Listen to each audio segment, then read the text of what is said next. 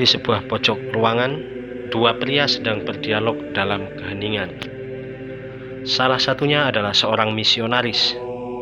Samar-samar terdengar suara sang misionaris yang bernama Pastor Van Lesser berkata, "Beragama ataupun tidak sebenarnya tidaklah terlalu penting.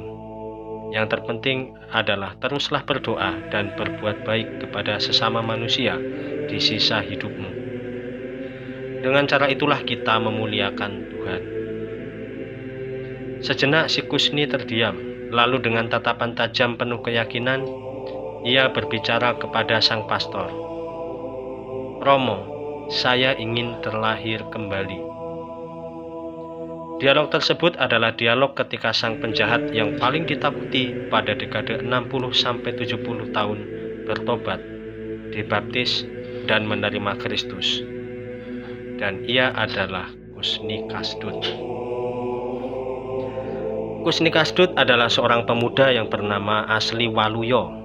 Ia terlahir sebagai seorang pemuda miskin, anak dari pasangan petani kecil yang bernama Wonomejo dan Mbok Cilik di Blitar, Jawa Timur. Ia ditinggal wafat oleh ayahnya sejak berumur 5 tahun dan kemudian tinggal bersama ibunya. Di masa kecilnya ia berkeliaran di terminal bis Kota Malang. Ia menjajakan rokok dan permen kepada para penumpang yang baru datang. Ibunya pada waktu itu hidup menderita dan tinggal di daerah miskin, Gang Jangkrik, Wetan Pasar, Malang.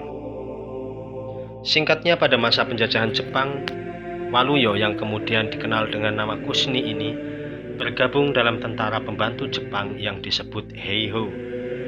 Kusni menempuh pendidikan militer Heiho dan juga sempat mengenyam sekolah pendidikan teknik hingga kelas 2. Pada tanggal 19 Agustus 1945, Kusni bergabung dengan Tentara Keamanan Rakyat yang dipimpin oleh Mas Isman, yang berlokasi di daerah Rampal, Malang. Mas Isman adalah pimpinan TKR yang secara spesifik mengkoordinir para tentara pelajar. Bersama pasukan laskar tersebut, ia bergerilya hingga Surabaya menghadapi serangan pasukan sekutu dan juga Inggris. Setelah pasukan Inggris mundur, Laskar Rakyat membuat kelompok-kelompok tersendiri. Ia memutuskan pergi ke Yogyakarta dan bergabung dengan Laskar Barisan Bambu Runcing untuk merebut kota Bandung. Akan tetapi ketika sampai di Madiun, Kusni justru diminta untuk bergabung dengan Brigade Teratai.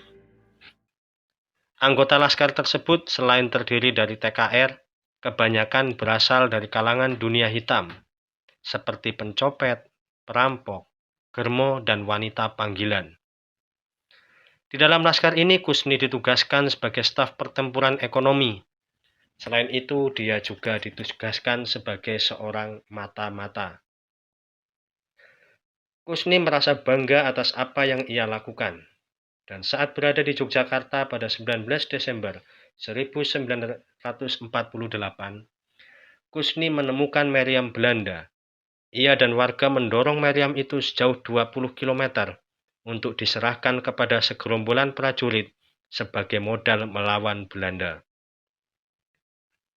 Ia kemudian kecewa berat ketika dirinya dan Laskar Brigade Teratai tidak masuk daftar sebagai pasukan TNI.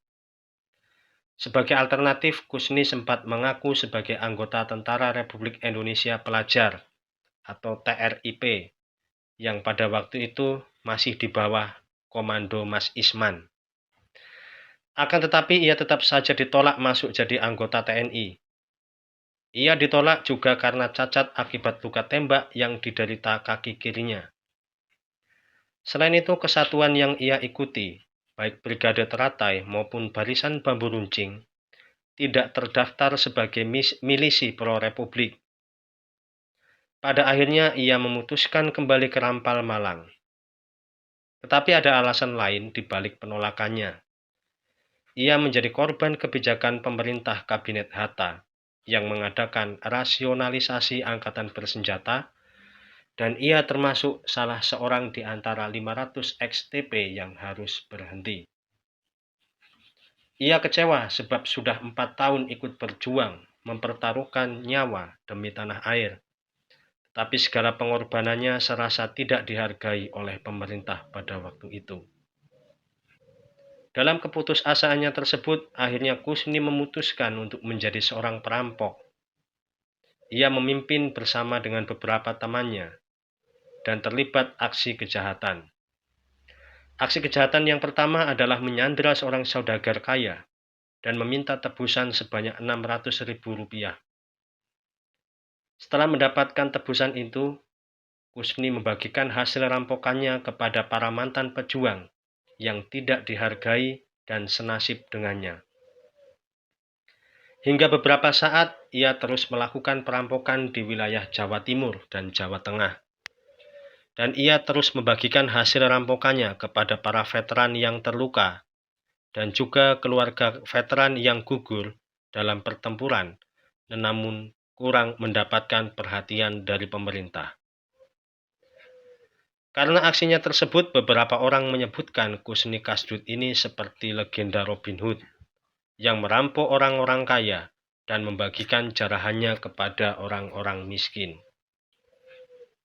Kusni Kasdut menjadi terkenal sebagai penjahat yang paling dicari pada masanya, bukan karena tindakan kriminalnya yang ia lakukan di Jawa Timur, melainkan sebuah tindakan kriminal yang ia lakukan di Jakarta yang menjadikan Kusni Kasdut sebagai pelaku extraordinary crime atau pelaku kejahatan luar biasa.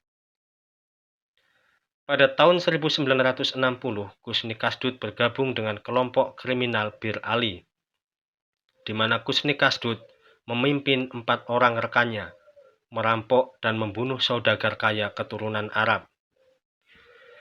Kasus ini menjadi kasus perampokan paling mengerikan pada masa itu, melihat dan mengingat pada masa itu belum pernah terjadi kasus perampokan yang disertai dengan pembunuhan. Dan kasus yang kedua adalah perampokan Museum Nasional, di mana Kusni Kasdut bersama dengan rekannya berhasil menggondol perhiasan emas dan 11 berlian senilai 2, miliar, yang jika dikurskan saat ini nilainya mencapai ratusan miliar rupiah. Sebagai seorang kriminal, Kusni Kasdut adalah seorang pelaku kriminal yang karismatik. Ia disegani oleh para lawan maupun kawan. Bahkan ia juga ditakuti oleh polisi-polisi pada waktu itu karena statusnya sebagai mantan tentara khusus yang terkenal licin dan juga cerdik. Kusni Kasdut sering lolos dan kabur dari penjara, terhitung kurang lebih sebanyak 8 kali. Dan hingga pada akhirnya ia tertangkap untuk terakhir kalinya dan tidak bisa lolos, sebab polisi menembak kaki bagian kirinya. Kusni Kasdut sempat mengajukan permohonan gerasi kepada pemerintah, akan tetapi permohonan gerasinya itu ditolak. Sebelum divonis mati, Kusni Kasdut pasrah dan bertobat. Ia dibaptis menjadi seorang Katolik oleh Romo Theodorus Tandia Sukma dengan nama Ignatius Waluyo.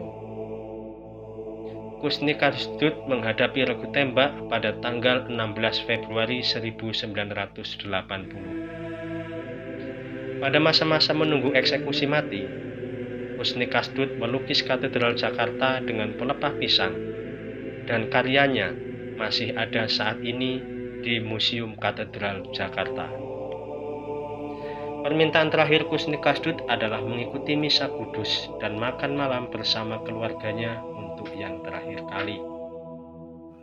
Pemirsa, begitulah kira-kira akhir dari kisah sang Kusni Kasdut yang bertobat sebelum kematiannya. Ada sebuah frasa yang mengatakan, penjahat adalah seorang yang baik yang tersakiti. Mungkin kata-kata itu tepat diberikan kepada pribadi Kusni Kasdut. Bagi pembencinya, Kusni Kasdut adalah seorang penjahat residivis yang paling ditakuti dan pantas untuk dihukum mati. Bagi para pembelanya, Kusni Kasdut adalah seorang pejuang dan juga pahlawan yang dikhianati. Tetapi di dalam Kristus, ia adalah anak Allah, sebab ia telah dilahirkan kembali dalam pembaptisan dengan nama Ignatius Waluyo. Raganya mungkin berakhir di hadapan regu tembak, tetapi jiwanya diselamatkan dalam nama Kristus. Sosoknya seperti Dismas, seorang penyamun yang berada di sisi Yesus, yang kemudian bertobat sebelum kematiannya di kayu salib. Mungkin ia bukanlah orang kudus, mungkin ia bukanlah artis ternama, tetapi dari kisah Kusni Kasdut, kita memahami misteri pengampunan Allah yang begitu besar bagi manusia. Demikianlah kisah kita tentang Kusni Kasdut pada hari ini. Jika Bapak, Ibu, dan saudara-saudari terkasih menyukai kisah-kisah dalam video ini, maka Anda boleh meninggalkan komentar dan juga Anda boleh men-sharekan dan juga men-subscribe video ini. Demikian, terima kasih. Shalom Aleichem, Tuhan memberkati.